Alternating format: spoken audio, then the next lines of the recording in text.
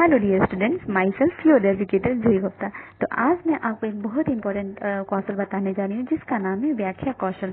ठीक है, जो बीएड की माइक्रो टीचिंग की कॉपी बनानी होती है उसमें कई सारे कौशल लिखने होते हैं। तो मैंने इसके पहले प्रस्तावना कौशल, श्यामपट कौशल, पुनर्बलन कौशल और अनुशीलन कौशल अपलोड किया अपने चैनल पे। आप जाके वहाँ से विजिट करके देख सकते हैं। आज जो पढ़ना है हमें वो है व्याख्या कौशल। ठीक है, व्याख्या कौशल।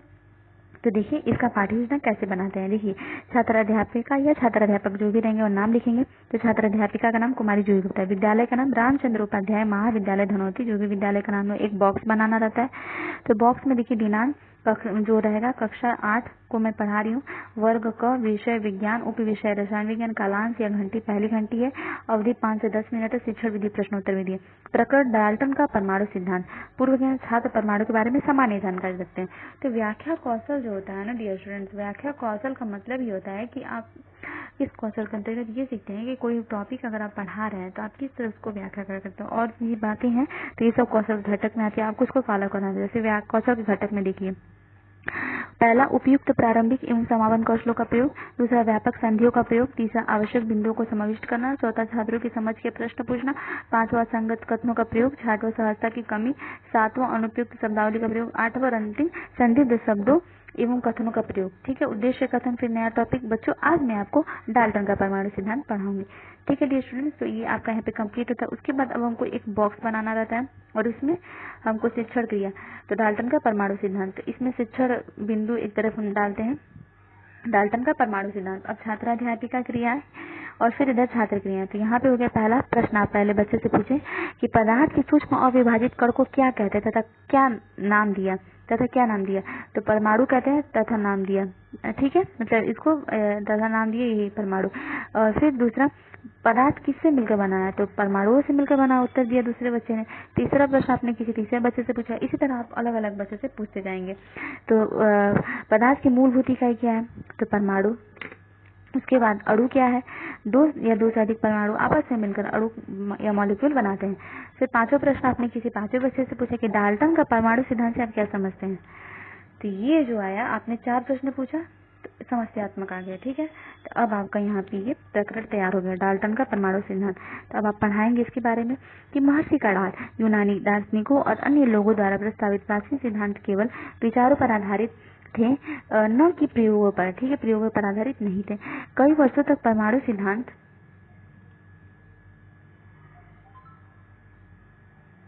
केवल कल्पना तक ही सीमित रहा। द्रव्य की संरचना का विधिवत अध्ययन करने के पश्चात अंग्रेज वैज्ञानिक जॉन डाल्टन ने 1860 ईस्वी में द्रव्य की संरचना तथा परमाणु संबंधी सुव्यवस्थित विचार अपनी परिकल्पनाओं में प्रस्तुत किया, जिसे डाल्टन का परमाणुवाद या डाल्टन्स एटॉमिक थ्योरी कहा जाता है। डाल्टन के परमाणु सिद्धांत की मुख्य बातें इस प्रकार है। पहला, पदार्थ या तत्व अनेक सूक्ष्म कणों से बना है जिन्हें परमाणु कहते हैं। दूसरा, परमाणुओं को न तो नष्ट किया जा सकता है और नहीं बनाया जा सकता। तीसरा, परमाणु अविभाज्य होता है। चौथा, एक ही तत्व के परमाणु भार, आकार व अन्य गुणों में समान होते हैं किंतु दूसरे तत्वों के परमाणु से भिन्न होते हैं। ठीक है, तो इसके बाद आपने इतना बताया। इसके बाद आप फिर बताएंगे इसके बारे में और कि जो परमाणु है सरल या पूर्णांक अनुपात में संयुक्त होते हैं। इतना आपने इसके बारे में बताया, डाल्टन का परमाणु सिद्धांत। ठीक है डियर स्टूडेंट्स, अब आप प्रश्न पूछते हैं। तो प्रश्न आपने पहला प्रश्न पूछा, डाल्टन का परमाणुवाद किसने दिया। आपने किसी बच्चे से पूछा तो उस बच्चे ने क्या किया, आपको प्रश्न पूछना है। ठीक है, तो आपने बच्चे से पूछा तो उस बच्चे ने उत्तर दिया कि अंग्रेज वैज्ञानिक जॉन डाल्टन ने सन 1808 ईस्वी में ठीक है दिया। ठीक है, 1808 ईस्वी में दिया। दूसरा प्रश्न आपने किसी दूसरे बच्चे से पूछा कि क्या परमाणु को नष्ट किया जा सकता है, तो उसने उत्तर दिया नहीं। तीसरा प्रश्न आपने पूछा कि परमाणु कैसा है, तो अविभाज्य। चौथा प्रश्न पूछा एक ही तत्व के परमाणु भार आकार व अन्य गुणों में समान होते हैं किंतु दूसरे तत्व परमाणु से कैसे होते हैं, तो उसने उत्तर दिया भिन्न होता है। पांचवा प्रश्न आपने किसी पांचवें बच्चे से पूछा। अलग अलग बच्चों से ऐसे आप प्रश्न पूछते जाएंगे। तो उसने परमाणु किस अनुपात में संयुक्त होते हैं, तो उसने दिया सरल या पूर्णांक अनुपात में संयुक्त होते हैं। ठीक है डियर स्टूडेंट्स, तो यहाँ पे आपका जो होता है आपके प्रश्न पूछ लिए। अब आपका होता है निरीक्षण तालिका। तो देखिए कौशल के घटक जो होता है ना, जैसे यहाँ पे कौशल घटक उपयुक्त प्रारंभिक एवं समापन कौशल का प्रयोग, और टोटल इसमें कितने पॉइंट्स है, 8 पॉइंट्स है, ठीक है, आप देख रहे हैं ना, तो 8 पॉइंट्स है, तो वही चीज आपको यहाँ पे प्रयोग करना है। तो देखिए पास्ट टेंस में यहाँ पे बोला जाता है, ठीक है। तो देखिए उपयुक्त प्रारंभिक एवं समापन कथनों का प्रयोग किया गया। निरीक्षण तालिका कौशल घटक टैली, और 8 पॉइंट्स वहाँ पे भी थे, यहाँ पे भी है, ठीक है। तो इसमें हो जाएगा। दूसरा व्यापक संधियों का प्रयोग किया गया। तीसरा आवश्यक बिंदुओं को समाविष्ट किया गया। चौथा छात्रों की समझ के लिए प्रश्न पूछा गया। पांचवा असंगत कथनों का प्रयोग किया गया। छठवां सहजता की कमी किया गया। सातवां अनुपयुक्त शब्दावली का प्रयोग किया गया। आठवां और अंतिम संदिग्ध शब्द एवं कथनों का प्रयोग किया गया, ठीक है डियर स्टूडेंट्स। और टैली होता है वो अध्यापक देते हैं।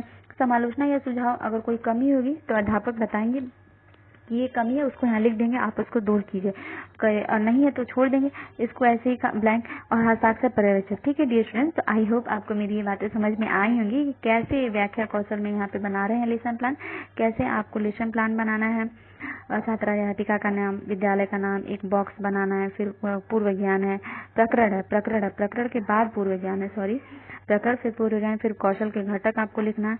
कौशल के घटक लिखने के बाद आपको उद्देश्य कथन लिखना है। उद्देश्य कथन के बाद आपको शिक्षण क्रिया लिखना है। शिक्षण क्रिया लिखने के बाद आपको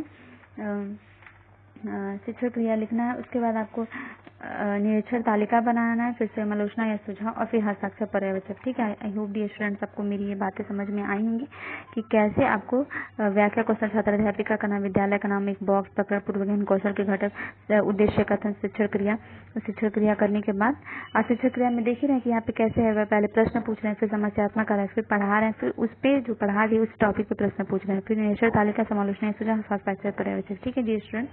तो आई होप आपको मेरी ये सारी बातें डियर स्टूडेंट समझ में आई होंगी।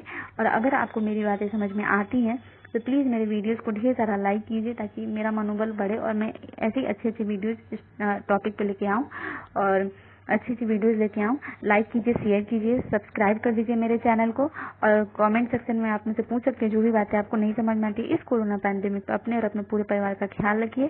Keep learning, keep growing, keep smiling. Thank you. मिलते हैं नेक्स्ट वीडियोज में।